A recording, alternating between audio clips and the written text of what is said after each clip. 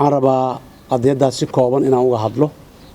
wixii faahfaahina macluumaadkeeda waa meel walba waa laga heli karaa laakiin waxyaabaha aan isleenahay in ay ummaddu la socoto ayaa loo baahan yahay hadaa xasuusataan horaantii 2017 ummadda intaan soo hor istaagnay waxaan ku dhahnay waxaan ku iri aniga qadiyada badda haddii aan madaxweyne ahay iyo haddii aanan ahayn iyo haddii aan xil hayo iyo haddii aanan ahaynba waa u taagnaan doonaa waana u taaganahay anoo ballantaas fulinaya marka maanta waxaan rabaa ummadda Soomaaliyeed inaan la wadaago xaaladda maanta ay ku sugan tahay qadiyadaas muxuu ahaa weyn oo muhiimka noo wada ahayd taariikh yar oo kooban haddaan ku bilaabo waad ogtihiin bisha Agoosto 2014 ayaa dacwadda badda dowladda Soomaaliya ay geysay maxkamadda cadaaladda adduunka ee magaalada Hague sababtaan u geynana waxay ahayday laba jeer dowladda Soomaaliya waxaan isku daynay annaga iyo dowladda Kenya barigaas inaan ka wada hadalno arinta dacwad intaanay gaarin laba jeer ayaa wafdi ballaaran oo wasiirkeennii arrimaha dibadda ee bariga joogay oo ah wasiirka maaliyadda ee hadda dowladda federaalka ah iyo wafdi uu hogaaminayo ay ka qayb galeen shirkaas iyo sidoo kale wasiirka arrimaha dibadda ee Kenya iyo wafdi uu hogaaminayo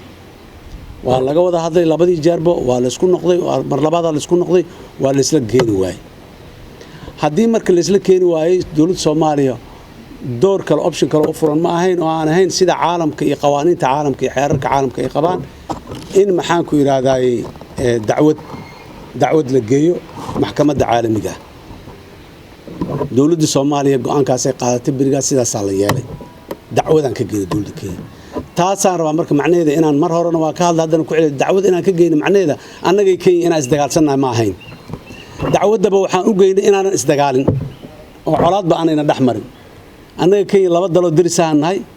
rabitaankayna diris kuma ahin marka optionka kaliya aan leenahay waxa waaye in aan maxaan ku iraahday aan cilaaqaad fiican iyo diris wanaag fiican inaan lahaan si marka diris wanaaggaas iyo cilaaqaadkaas fiican u jiraan aan u aadnay maxkamadda caalamiga waa ogtihiin ummadda Soomaaliyeed dhan way ogtahay maxkamadda keeskeeda intuu taagnaa annaga iyo Kenya wax cilaaqaad xumo iyo wax war xumo aan dhaxmarin ma jirin madaxweynaha Kenya dalkeena soo booqday anigoo markaas barigaas madaxweynaha jooga dalkaas dhowr mar booqday shirki igadoo markii ugu horeysay waxa halkan lagu qabtay qadiyada badan oo ama heer gobol leh ama heer caalami ah dowladda Kenya ay nagu garab istaagtay barigaas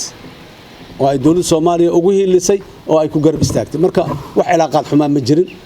dacwaduna waa taagneed waa socotay marka horta keiska gaar ahaan guud ahaan taariikhdiisa hore sidaasay ahayd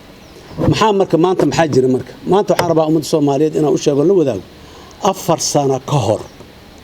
meeshii aan uga tagnay ayay qadiyada badda wali taagan tahay 4 sano ku dhawaad meeshii aan uga tagnay taagan tahay 3 jeer ayaa qadiyada badda dib loo dhigay dowladdeena mar walba waxay ku noo sheegtaa in ay diidaneed in dib loo dhigo laakiin wax cadeynaayo dowladdeenu in ay diidaneed marna dowladdu muxuu ahay shacabkana lama wadaagin golayaasha muxuu ahay inay la wadaagtay sida golaha wasiirada iyo golaha maxaan ku yiraahdaa baarlamaanka lama wadaagin laakiin afkana looga sheegaa leeyahay anagu waa diidaneed maxkamaduna xukun qaanuunka dugsan markii la qaadayo qodobo leeyahay qodobo loo cuskadaa markii sidaan oo kale dacwadda dib loo dhigay xeerjajab ay tahayna labada dhinaca inta la isugu yeero laga tixgeliyo ogolaanshahooda maxkamaddu markaas ay tixgelisay dhinacay u gaartaa in markii koowaadna codsiga Kenya la aqbalay maxkamaddu aqbasho markii labaadna codsiga Kenya aqbasho markii saddexaadna codsiga Kenya aqbasho waxaan islaahay meeshaas warkaasi sax ma ahan qabaanay haddii uu sax yahayna dawladdu waxay ku dhiiranayd dadaalkii ay ka gashay inay shacabka la wadaagto u sheegto oo aan ahayn annaga saaraan niri aan ahayn marka taas waa midaas meesha kale ayadana ay muxuu ahay dhibaatada ka jirto dacwadda waxaa mas'uul ka ahay dad Soomaaliyeed ah hogaaminayay dacwadda lawyer caalami ah oo Soomaaliyeed oo gabar Soomaaliyeed oo qiimo badan ah ayaa hogaaminaysay dacwadeena waa la wada yaqaanaa dadku way yaqaanaan wejigeedii muuqaalkeedii aad keentay Muna Sharma xeer ilaaliyaheenni guud ee birigaa joogay oo aan hadda joogin Muna Sharma hadda ma joogto ka mid ma ah kooxdii dacwada waday xeer ilaaliyaheenni guud ayaa asna ka mid ahay dadkii dawladda sida saddex qofood dawladdu u saartay laba qofood oo dhinaca sharciga awgiis loogu saaray iyo qof dhinaca diblomaasiyadda iyo siyaasadda awgeed loogu saaray xeer ilaaliyaha guud ka mid ahay oo ka mid ahaa tiimka oo dadka Soomaaliyeedna u hadli jiray waad ogtihiin maxkamad muga laga soo bax banaankeedu ka hadli jiray dalka mugu ku soo noqdo seminar iyo workshop iyo qaban jiray xeer ilaaliyuu ka hadli jiray baarlamaanka hortigi jiray ka hadli jiray dadka Soomaaliyeed si macluumaad farsamo oo sharci oo rasmi u helaan safiirkeeni noo joogay midowga Yurub ayaa ka mid ahaa saddexda qofood oo dhinaca diblomaasiyadda iyo wakiilna ka isagoo qofka maxaan ku raada contactiga safaaradda ila soo xiriiraysa labada qofood la soo xiriiraysa qof ka mid ah saddexdii qofoodba maanta midna kama joogo dacwadii keeskii faraha ay ku hayeen kuma hayaan saddexdoodiiba intaas waxa ka sii dar dawladdu nooma sheegin cidii lagu bedelay saddex qofood waa la bedeli karaa waa dhiman karaan ayaga muxuu ah shaqada ka tagi karo khaladaada inta garaanaaba muxuu ah shaqada laga eriyo wax kasta iman karo laakiin meeshii mas'uuliyadii yaa loo dhiibay ilaa maanta ma ogin looyaradii afartii gaalma isku hartay ajnabiga ahayd bisma gacanta ku hayso safaaraddeeni Brussels ani ilaa hadda ma ogiba in safiir loo magacaabay in kale yaa joogo warqad rasmi ah oo madaxweynuhu qorayna saddexda qofoodba ay ku shaqo tageen shaqada ku hayeen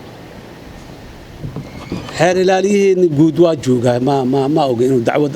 badeed oo shaqo ku leeyahay booskiis waa bala joogaa laakiin shaqo ma ku leeyahay war case dacwo markuu jiro waad ogtiin bulshada rayidka tagi jirtay saxaafadda Soomaalida dadka u socdaa tagi jiray baarlamaanka dadka socdaa joojo qurba joogta muxuu ahaay dawladda Soomaaliya marti qaadi jirtay inay ka soo qayb galaan oo ay dhageystaan oo ay dadka Soomaaliyeed la wadaagaan wixii meesha ay ku soo arkeen war maanta yaa ka qayb galaya og yaa ka warrama ونس وايل مرمر وحن مقنع رئيس الوزراء كحجينك أو محن كره هذا كهذا من قيمة بدن شرف له مسؤول الصومالية دوها لكن دعوة ده عن رئيس الوزراء كحجين إسكمبله وزير ماله محن كره هذا مدحوينها إسكال الدعوة ده ورقد مدحوين ليها لجوجي الدعوة ضدك وكيلك كأو ورقد مدحوين ليها لجو مجعابي waxaan rajaynaa in niyad samid ay ku jirto waxay ahayd madaxweynuhu dadku inuu hor yimaado oo dadku u sheego waxa jira ma xasuusto aniga maalin madaxweynuhu dadku hor yimid aan ka ahayn waraysigii dagaalkii Kenya oo Kenya oo dawladda Kenya iyo dalka Kenya dagaal lagu jiray aan u arkaynay qadiyad dadka looga hadlay aanan ahayn bad ku saabsan badeeni marka xaaladeeda muxuu ahaay meeshaasay maraysaa waa ka xumahay inaan wadana mar kale in wixii aan sanadkii 2017 bilowgiisa aan ka hadalno maanta hadana meeshooda ayagoo joogaan ka maanta inaan farxadno naaloonno dabaal degno dhulkeena waa helnay aan dhahno maxaan ku raay saasay xukunkii saas u dhacay aan dhahnay ahayd laakiin maanta inaan dhahno dib loo dhigay sanad maxaa soo kordhay 10 bilood hadda ka bacdi ah oo imaanay waa maxay ya dawladda oo xilligeedii hadda sii dhacaayo ma baqdin iyo ka cararid oo runta ka cararid miya dib iiga dhig hadhow cidii kale hadda ka horana waa ka hadlay dawladuhu mas'uuliyadda qarannimo oo saaran iyo mas'uul qofka madaxda ah iyo dawladdu waxay tahay dadka ka dambeeya in aanay dhibaato u abuurin xukunka qofka uga dambeynayso iyo dawladda ka dambeynayso inaanan qodxa jidka loo sii dhigdhigin oo balaayo laga shaqeyn qodxa dhigdhigid miya tan marka maarso 2021 dawlad kale lacal haday timaado ha ku dhibtoota miya ya dhiiranaan la'aan miya oo lacal hadii oo xukunka sidii aan rabno uu noqon waayo shacabka ku qabsanaa miya nin maxkamad tagay ama xukunku waa hela ama waa weyna ama waa loo xukumaa ama waa laga xukumaa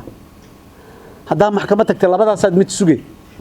laakiin adaa laga raba gartaada sida u naqsanaad u cadeysanayd in laga baqa marka oo la yiraahdo war lacal waa inta soo geedana lagu rogaaye bal dib hana looga dhigo kuwa dabo imaan doona hadii kuwa kale yimaadaan kuwaas leeyahay la tacaalana miya ma dawladdu waxa u calaamaysan ilaa muxuu ahay February March bisha ka horeyso February 2021 inay sii gaarto ma u calaamaysan oo ay xoogaa muxuu ahay sii jiida xariga maya waxaasi waa sharciyadda markaad haysatay macna leedahay weliba gabagaba gaarin hadda meelihii ugu dambaysay joogtaa dowladda markaanoo kale wax walba waa inay iska soo xadidaa oo ay ku aruurtaa transitionka kala guurka sida loo maaray lahay si nabada loogu maaray lahay iyo waxyaabaha essentialka ah amniga iyo waxa ay ka mid yihiin inay xoogga saarto laakiin in maxaan ku iraadaaye la laabto muxuu ahay waxba ma tariso muxuu yiri ninkii odaga ahay luuq marow laazim laamigaas ma dawladdu marka dambe meeshaas ku soo dhacay haddaad xilka haysana waa ku soo dhacay haddaad ka tagtid waa ku soo dhacay asaa jooga biri asaa noolahay lagu dhahaale muxuu ahay maanta muxuu ahay jaamac jooga la dhihi maayo haddaad joogtid waaba joogtaa waaba lagu haystaa oo markaas aad taagan tahay marka muxuu ahay arintaas ummadda Soomaaliyeed ma qabato waa uga tacsiyeynayna in qadiyadii badda muddo 4 sano meesheedii ay taagan tahay oo waxba aan ka dhaqan sida qadiyada kale badan ba ay meesheedii u taagan yihiin 4 sano ee la soo oo sid gabagaboobayso muddo xilaadka dawladdan ahayd doorasho maxaa laga qabtay yaqaan inkastoo maanta mowduuceena doorasho aanu ahayn oo maalinteeda aan ka hadli doono maxaa laga qabtay dhismihii ciidamada maxaa laga qabtay federaaleyntii dalka maxaa laga qabtay dastuurkii maxaa laga qabtay wixii qabyada noo aayo biriga annagana lagu eeday jiray oo qabyay noo yihiin waa dhameystiri doona aan lahayn oo dhan oo qabyad ilaa dalkaanay qabyo u ahayn guriga xasan sheekh qabyo uma ahayn maxaa laga qabtay maxkamadda dastuuriga aaw adeega garsoorka aaw maxaan ku iraahdaa heshiisyadii la soo galay aaw waxa kale oo rabnaa dawladdaana muddada ay joogtay yaa garanayo heshiisyo caalami ah oo ay soo gashay oo baarlamaanka la horgeeyay ya heshiis kasta oo la soo galaayo waa in baarlamaanka la geeyaa ilaan codka shacabka baarlamaanka ah labada gole in la horgeeyo oo la yiraahdo dawladdu heshiiskaanay soo gashay maslaxadaanay ka aragtay dantaana ugu jirto saan waaye ama waa caalami oo waa ku qasbaneen inaan maxaa ka mid noqono caalamka waa in loo sheegaa male wixii la soo galay waa shib dacwadan iyo buuqeedii iyo wixeeda waa iska sheegida heshiisyo hoose ma jira oo hore loo galay ma jira oo dadka loo sheegayna war maxaa la qariyoha mustaqbalka ummadan qaris ma galo la gambasho ma galo ka harid ma gado hore ha loo soo socdaan leenahay muxuu ahaa ayaan marna dib looga dhicin aad iyo aad u mahadsantihiin assalamu alaykum wa rahmatullahi wa barakatuh